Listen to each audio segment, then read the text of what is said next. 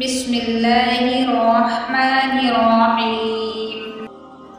السلام علیکم ناظرین۔ حضرت طالوت بادشاہ کیسے بنے؟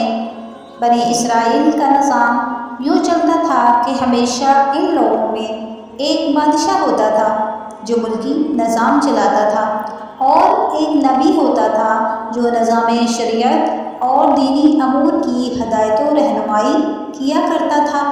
اور یوں دستور چلا آتا تھا کہ بادشاہی یہود ابن یعقوب علیہ السلام کے خاندان میں رہتی تھی، اور نبوت لاوی بن یعقوب کے خاندان کا دورۂ امتیاز تھا۔ حضرت شموئیل علیہ السلام جب نبوت سے سرفراز کیے گئے تو ان کے زمانہ میں کوئی بادشاہ نہیں تھا، تو بنی اسرائیل نے آپ سے درخواست کی کہ آپ کسی کو ہمارا بادشاہ بنا دیجیے، تو آپ علیہ السلام نے حکم خداوندی کے مطابق حضرت طالوت کو بادشاہ بنا دیا۔ حضرت طالوت بنی اسرائیل میں سب سے زیادہ طاقتور اور سب سے بڑے عالم تھے، لیکن تھے بہت ہی غریب اور مفلس۔ چمڑے کی دباغت یا بکریوں کی چرواہی کر کے زندگی بسر کرتے تھے۔ پس بنی اسرائیل کو اعتراض ہوا کہ طالوت شاہی خاندان سے نہیں ہے، لہٰذا یہ کوکر اور کیسے ہمارا بادشاہ ہو سکتا ہے؟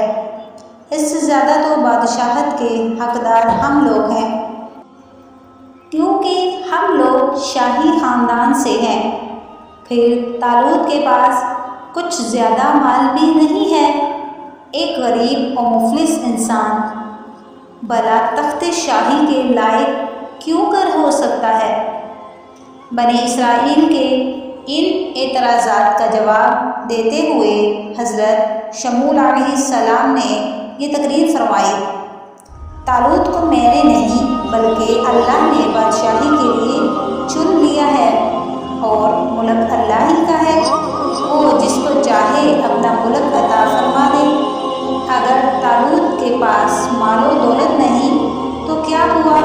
دیکھو وہ کتنا طاقتور اور کتنا بڑا صاحب علم ہے، اور سلطنت چلانے کے لیے مال سے زیادہ علم کی ضرورت ہے۔ پھر ان باتوں کے علاوہ طالوت کی بادشاہی کا نشان یہ ہے کہ تمہارا صندوق جو تم سے چھین لیا گیا ہے وہ تمہارے پاس آ جائے گا۔ سورہ بقرہ رکوع نمبر 32۔ چنانچہ تھوڑی ہی دیر کے بعد فرشتے صندوق لے کر آ گئے، اور صندوق کو حضرت شموئیل علیہ السلام کے پاس رکھ دیا۔ یہ دیکھ کر تمام بنی اسرائیل نے حضرت طالوت کی بادشاہی کو تسلیم کر لیا، اور آپ نے بادشاہ بن کر نہ صرف انتظام ملکی کو سنبھالا بلکہ بنی اسرائیل کی فوج بھرتی کر کے قوم عمالقہ کے کفار سے جہاد بھی فرمایا۔